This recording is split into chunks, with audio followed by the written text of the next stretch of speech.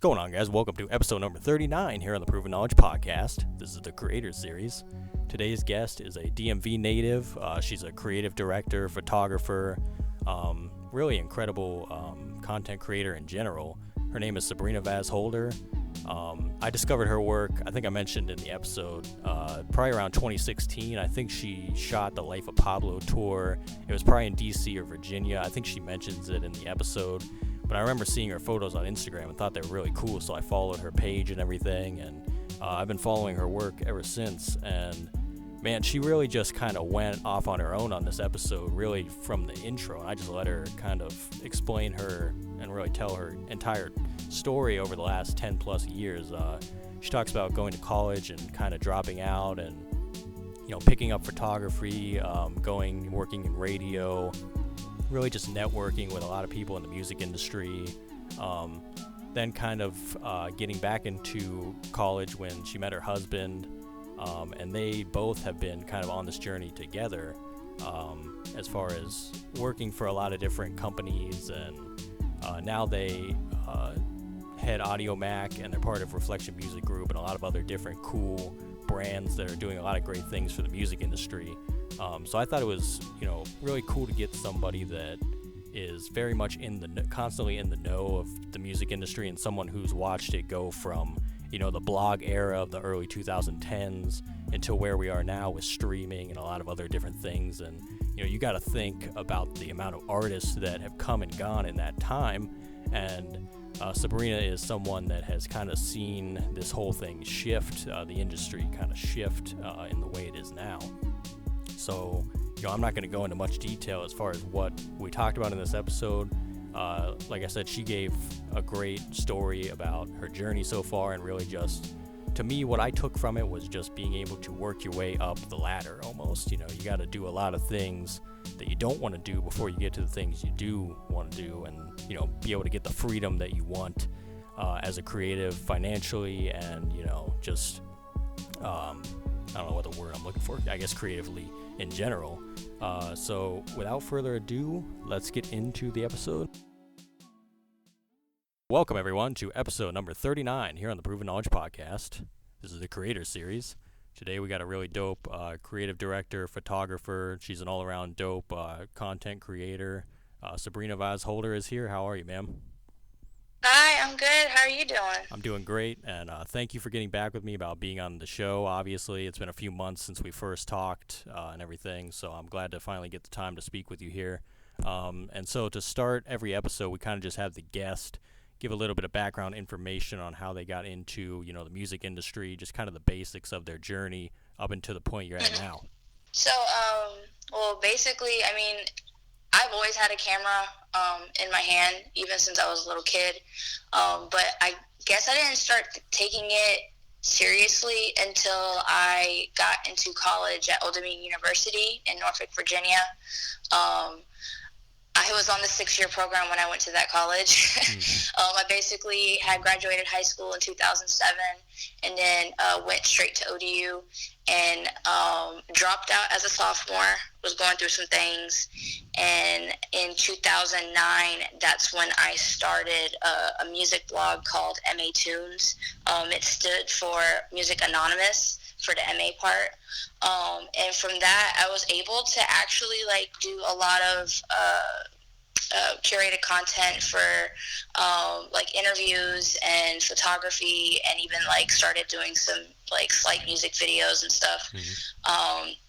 And that was in 2009. And then in 2010 is when I actually met, who is now my husband, I met Quinelle Holder. And he actually convinced me to go back to ODU and finish my degree there with communications. And I was kind of hesitant to doing it because I didn't do very well in school, but I went ahead and did it. And while I was in school, he ended up staying with me for about half of, for 6 months or so. And he didn't go to school, but he lived with me for about 6 months. And during that time frame, we really needed money. So I was actually working at McDonald's during that time frame too, in 2010, 2011.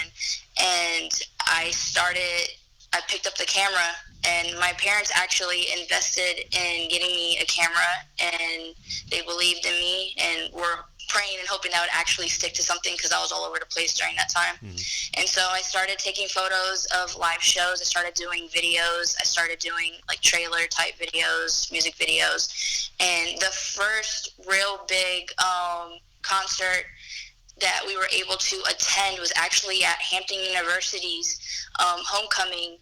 I believe that was in like 2011, 2012. I think that was 2011. And it was Kendrick Lamar that was performing. It was Miguel. It was Travis Porter. It was a whole bunch of like different artists. And Quinelle and I were actually able to lock in an interview with Kendrick Lamar. And this was during a time when Section 80 just came out. And a lot of people didn't really know who he was. It was mainly like a lot of like industry people who really knew who he was, or like people that were really deep into the underground type music scene. And we were able to get that interview. And because of that interview, that really opened the doors to like a lot of things that I was able to start doing music industry wise. And as well, the same thing for Quinelle. That's how he was able to be a part of the farm team at the Fader, and go to South by Southwest. And then for me, that was able to let me get a lot more interviews, like with A$AP Rocky. I mean, there's so many people I can't even think of right now off the top of my head, but it was a lot of like, and I was able to also intern for No Malice, who was formerly Malice of the Clips, which was a really dope opportunity. And I was able to then intern at an awesome studio called Viz Inc. out of Norfolk, Virginia, and they were behind a lot of music videos, like for Pusha T. They did a lot of music videos for, I think they did some for like Rick Ross and a couple others. And from that, I was able to just like learn from a lot of like creatives, a lot of editors, a lot of business owners. From that internship as well, I was able to meet Bink the producer. I was able to have Quinelle and Bink also meet, and they started collaborating on some things, and Quinelle would help them a lot with like marketing and public relations. And so that was all between 2010 to 2013. All this stuff was happening. I finally graduated. And I didn't have a job right after I graduated, but because I had a radio show at college, I was able to use that as a demo and send it out to different radio stations. And I actually, before I had graduated college, I interned at a local radio station in Fredericksburg, Virginia, under Freelance Star Media. And I was able to intern under their promotions department. And then eventually they had me intern under the main producer in that station. And he actually, like, he loved how I worked so much that literally, like, maybe like the second week after just teaching me a whole bunch of stuff, he just left me alone in the studio when he went on vacation. He was like, yeah, he said, you're just going to have to learn to do things on your own now. And I was like, what? So he left me alone, and surprisingly, like, when he came back, nothing was like going crazy. The studio didn't go into flames, so that was good. And they ended up giving me a job maybe about like 3-4 months after I had graduated college, and I started out as promotions assistant, and then they eventually had me become the midday announcer on air. And I was able to host that for like about 5-6 months. And during this time also, while I was working at the radio, because I don't know, I'm sure a lot of people know, especially in this industry, when you start out, you get paid nothing. So I had to work like a whole bunch of odd jobs, and I used to clean houses for people. I used to do deliveries. Like, I did anything and everything that I could to just be able to do the things that I loved, which was communications, which was radio, which was photography. And of course, like, you know, I was doing some photo shoots here and there, but a lot of it was like free stuff, so I can be able to get my foot in the door with things that I really wanted to do, which was in the industry. And so I also started working during the time that I was the midday announcer at the radio station I was just talking about.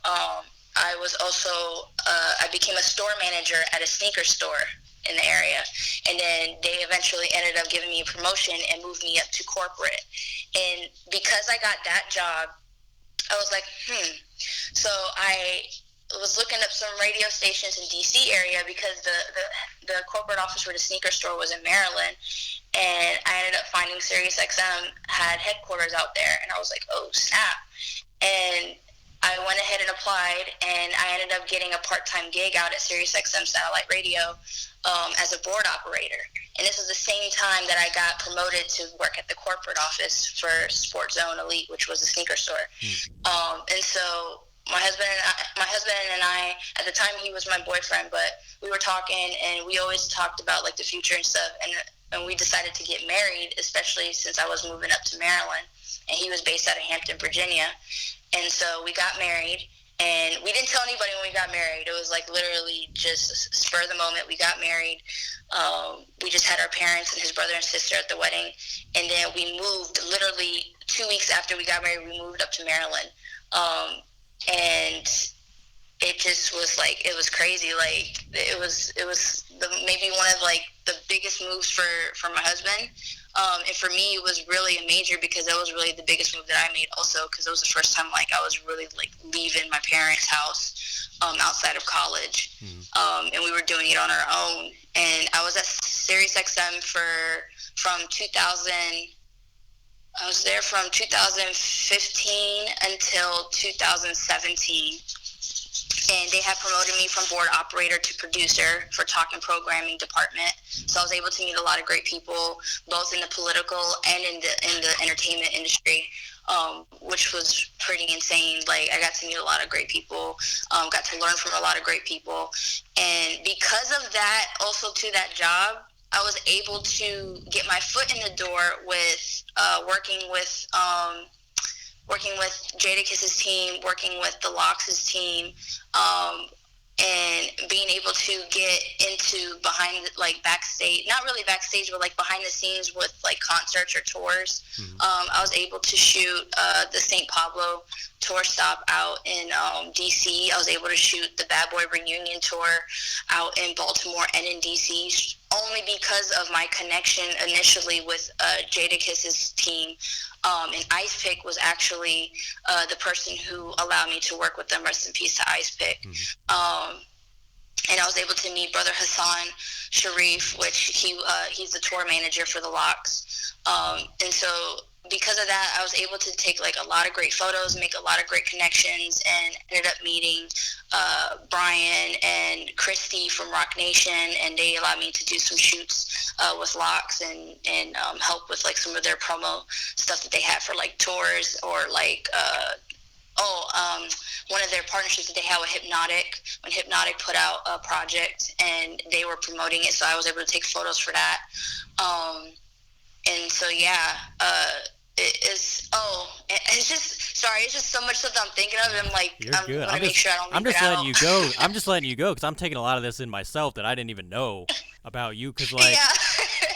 I'm sitting here thinking like, dang, I really like, you don't think about all the stuff that you did while you're doing it, and especially like now, like you keep moving, but then when somebody asks you, it's like it just starts popping up in your head. And because I was able to, I was able to like work with festivals like A3C. I worked with them in 2014.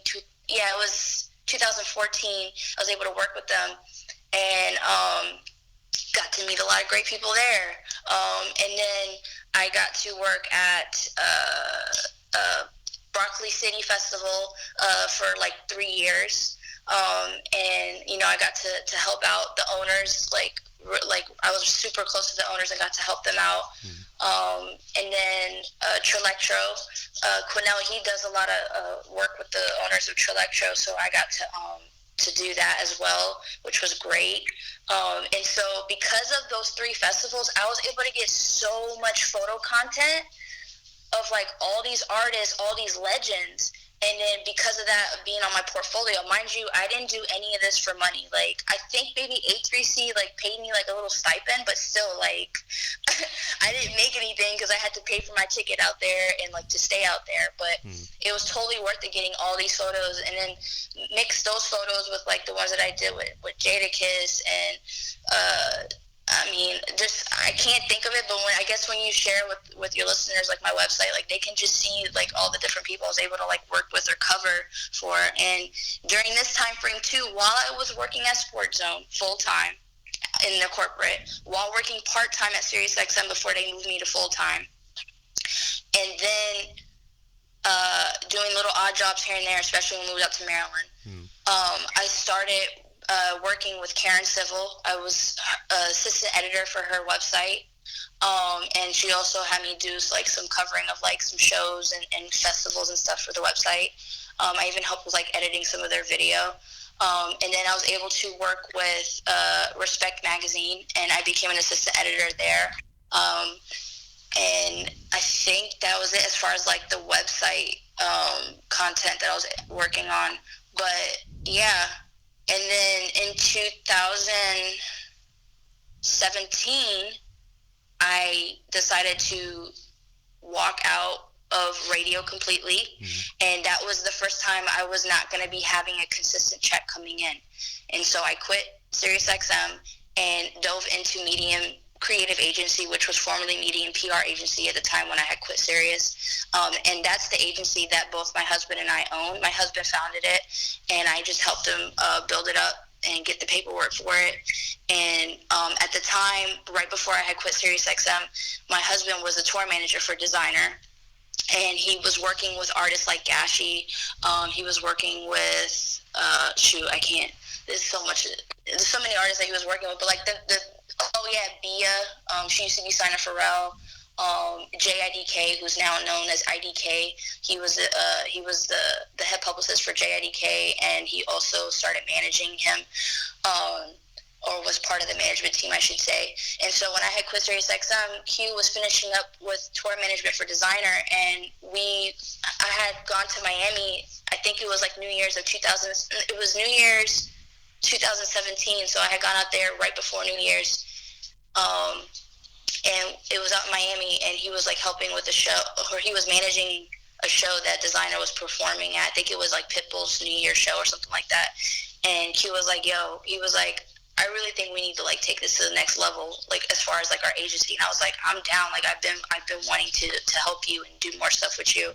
And I've been wanting to get into my photography full time and not having to rely on like a consistent paycheck. And it sounds crazy when I say that, but I mean, I wasn't able to like really do the things that I wanted to do and really help my husband grow the business, because, you know, at the end of the day, like, yeah, I was working radio and it was fun, but I was stuck to a schedule and I had to like ask to take time off, and it was a pain in the butt. So I was like, I'm down. So we got back literally the next day. I typed up and this was when I was on paid vacation from SiriusXM. I typed up my letter of resignation, and the next day I walked in to SiriusXM and I handed it to my supervisor, and I apologized to him, and he was like, "Why are you apologizing?" I was like, "Well, when you're gonna open this, you're gonna be pretty upset." And he opened it. He was like, "Really? You're just gonna come back from vacation with a resignation letter?" And I'm like, "Yep." So he was like, "I'm not surprised," because he knew a lot of the stuff that I was doing, and he was super lenient and let me do a lot of stuff, which I'm super thankful for him. He's like maybe one of the best bosses I ever had. And so I quit, and by February 2017, I was 100% full-time, like self-employed, and working with the agency in photography. And yeah, and then in 2018, I was able to work, like I had said earlier, with Christy and Brian from Rock Nation, and they had paid for me to come out to New Jersey and do a photo shoot in the studio for the LOX, because they had a few things coming up, which I mentioned, like Hypnotic, and they had some other stuff in the works that I can't really talk about because I don't even know if they're still working on it. But then we had gotten back. This was June of 2018. We had gotten back, and then I found out I was pregnant, and then took a seat for about a year. And yeah, and fast forward to 2020 of March of 2020, right after my daughter's first birthday, I started working with Reflection Music Group, who has a partnership with Empire and also through Vidya. Um, and Reflection Music Group is a faith-based record label based out of Tennessee, Nashville, Tennessee. But they have artists from all over the country, even in Canada, even in parts of, I think they have some clients out in Israel and some clients out in, I think that's it as far as overseas. But yeah, so I started working with them in March. I actually met the CEO. I didn't physically meet him, but I started speaking with the CEO of the music label in 2018, right before, no, wait, in 2019, right before I gave birth to my daughter in March. And because I was working, like doing some stuff on AudioMac, because my husband has a partnership with AudioMac. So I started diving into AudioMac and helping out with that and getting people signed up for that.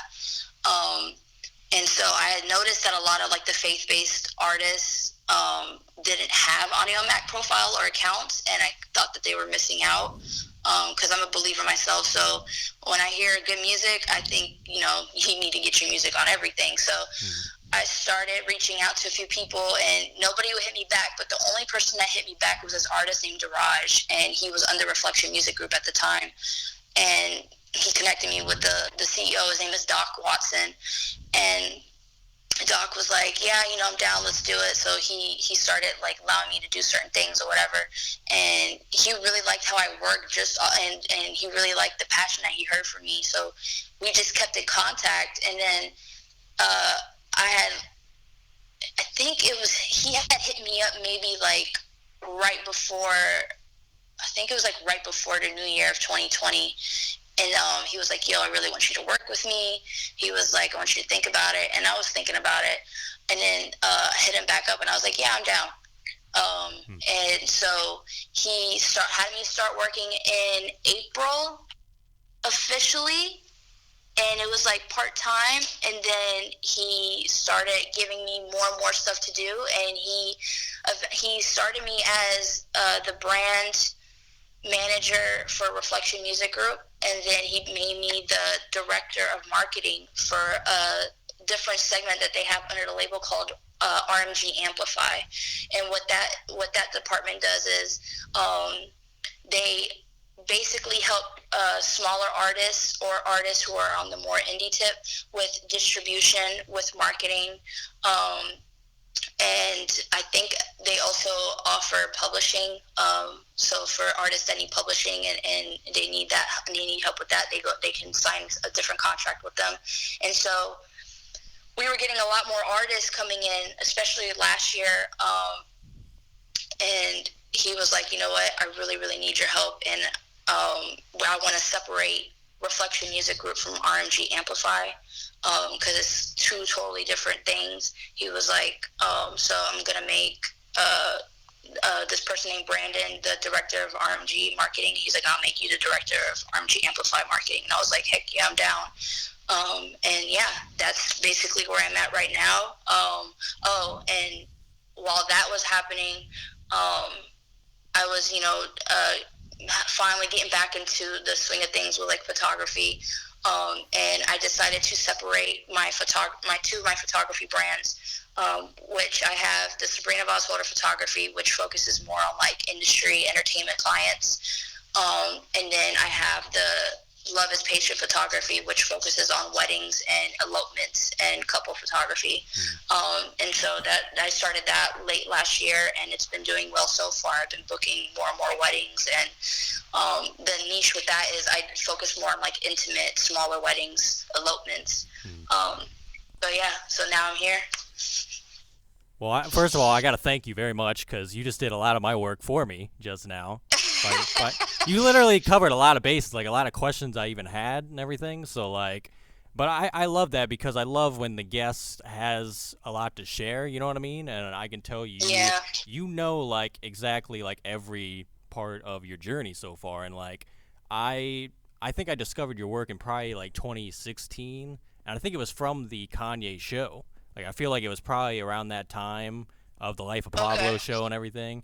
And I remember seeing that, Mhm. and I did come across your old YouTube as well, because you have like a channel with some of the radio stuff. So I kind of like, I didn't know exactly the nature of like how you got from like point A to point B, honestly. But you pretty much covered it about as well as anybody could have covered it. So that's pretty incredible. And it's also incredible to me that you and your husband have been kind of in this together for like 10 years, just doing this whole thing and kind of just, taking it one step at a time until where you are now, where you have like a lot more freedom, honestly. And you're kind of Yeah. starting to call the shots as to what you guys want to do yourselves. So I think that's like freaking incredible, honestly. Thank you. But Yeah.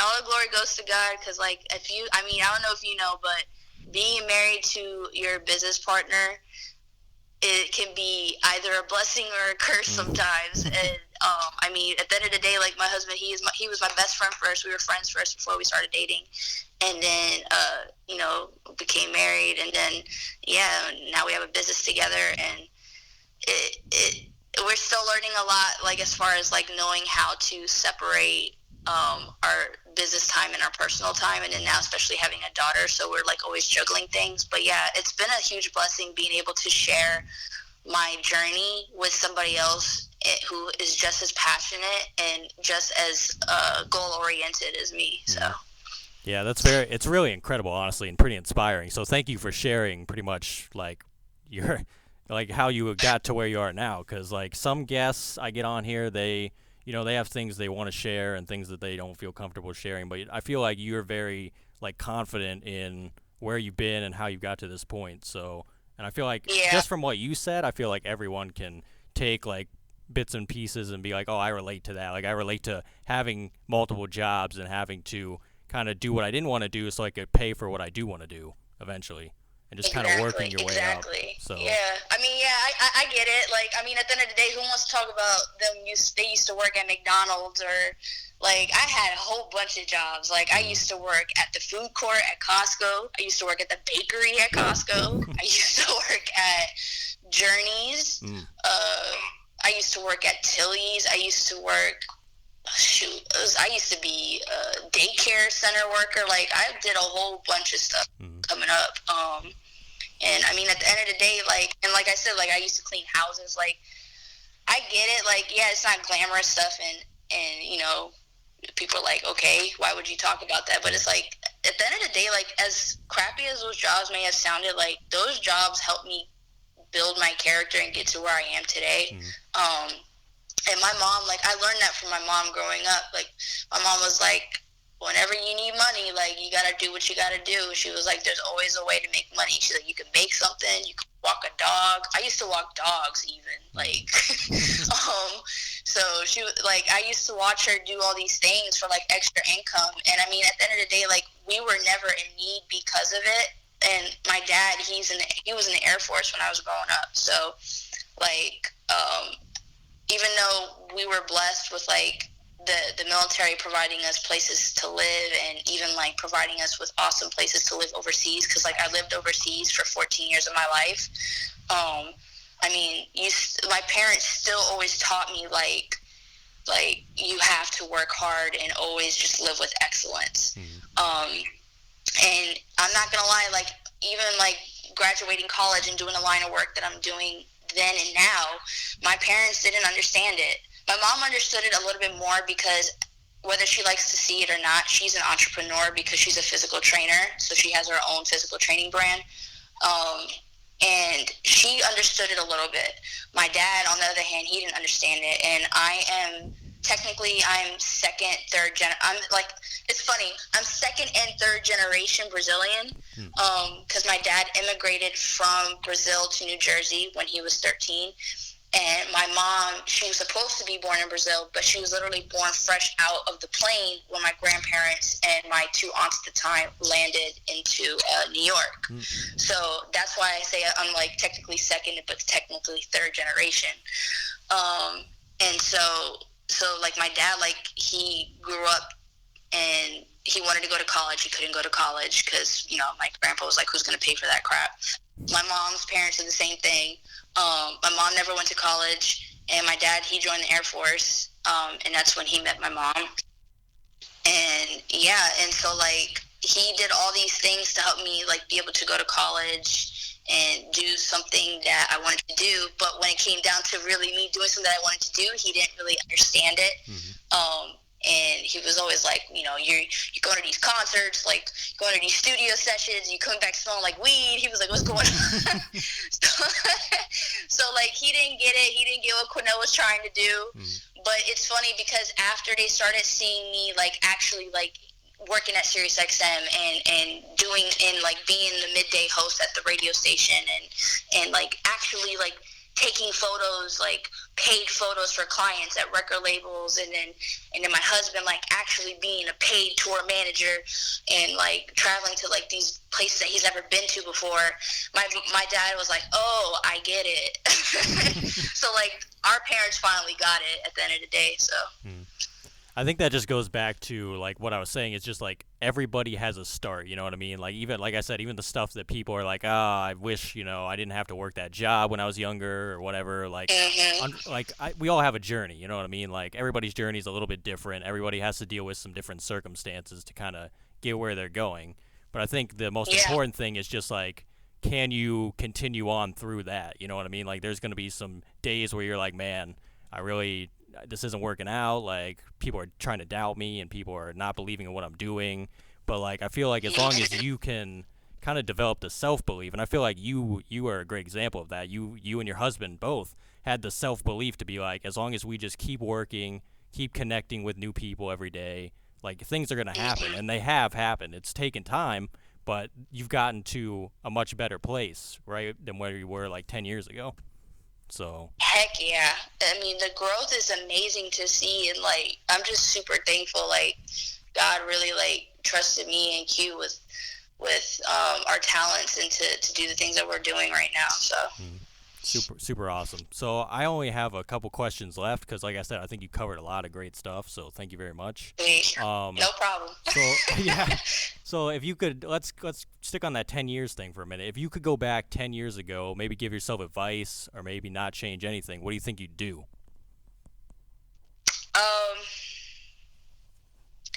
Not be so quick to believe what people tell me that they're gonna do, because I'm sure you know, but like in the industry, it's a lot of industry talk. So like they promise that they're gonna have you do something or they're gonna do something for you, and I was let down a lot of times back in the day. So I used to find myself in situations that were just crappy, and I would be super frustrated, stressed out. And so, just be a little bit more guarded. Don't be guarded to the point where you're not allowing situations or opportunities to happen, but like, just be guarded in a way to where, you're not, because there was a bunch of times I just wanted to give up, and I was struggling with depression at the time too. So like, it would be really easy for me to get into a funk and think it was like something to do with me. But at the end of the day, people were just not being honest. So. Funny you mentioned that, because like, I've kind of dealt with, obviously I think we all deal with that as a creative eventually. Like, you're gonna have people that you kind of get your hopes up for something and then it falls through or whatever. Like, I feel like a lot of the times you have to stay kind of like in the middle. Like, don't get too high or don't get too low. Like, kind of just stay like grounded and stay focused on what you can control every single day. You know what I mean? Exactly. Yes. Yes. And don't get too overly excited. Yeah, exactly. Because you start, what happens usually is you start getting like in your head like what's gonna, same with bad things too, like you really start visualizing that. It's really not good for your mentality at all, and it really throws you off kind of where you were, like on your path, honestly. Yeah. So. Yeah, that's a fact. I mean, it's like that with anything. When you dwell on something for too long, like, it can take a toll on you mentally, spiritually, and physically. So. Absolutely. So 10 years from now, if we flip it, where do you think you want to be? You mean like, so 10 years from now, like 10 years ago, did I imagine being where I'm at now? Like, let's say we're in 2021, right? Let's go to 2031. Where do you envision yourself in your career and your life?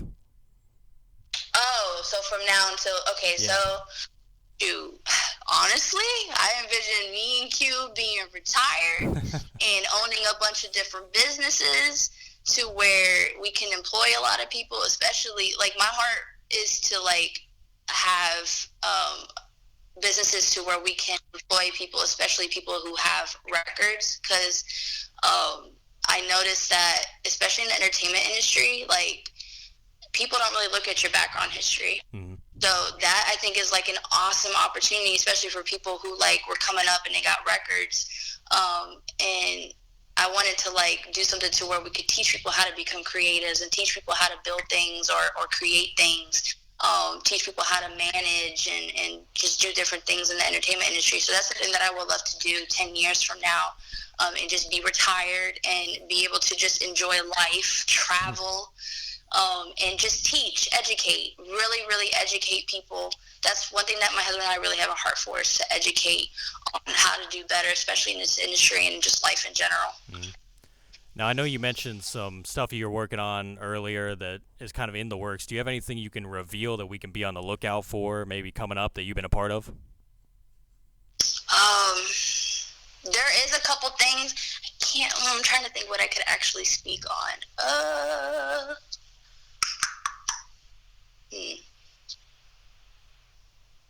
I mean, the only thing I can think of that I could speak on is, nah, I don't really have anything I can speak on.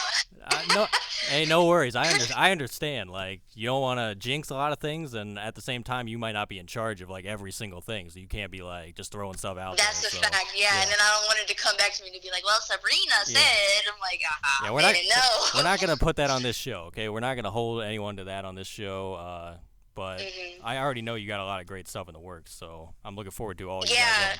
What I can say is that Quinelle and I are working on a lot of things for the agency, so there's some big stuff coming up with that. And I can say that we're starting to offer or help people with digital marketing in the agency. And as far as like actual clients and stuff that we're working with, I can't really speak on that just yet, because it's super fresh. But eventually, I'm sure you'll see. And then if you want to hit me back up and talk again, we can. But yeah, and the label, we got some stuff in the works too, but I can't talk on that. So well, I'll be on the lookout for it for sure. Do you have any final words of wisdom today for the listeners? Words of wisdom.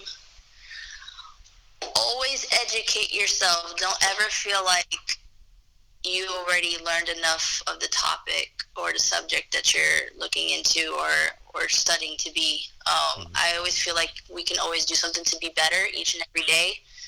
Even if you feel like you've hit that glass ceiling of what you're studying on or planning to do, find another topic and learn about that. Don't be that person that thinks that they're a know-it-all. Well, Sabrina, that's all I have for you. Like I said, thank you for, covering a lot of the bases by yourself. I didn't really need to tell you much of anything because you're a pro at this.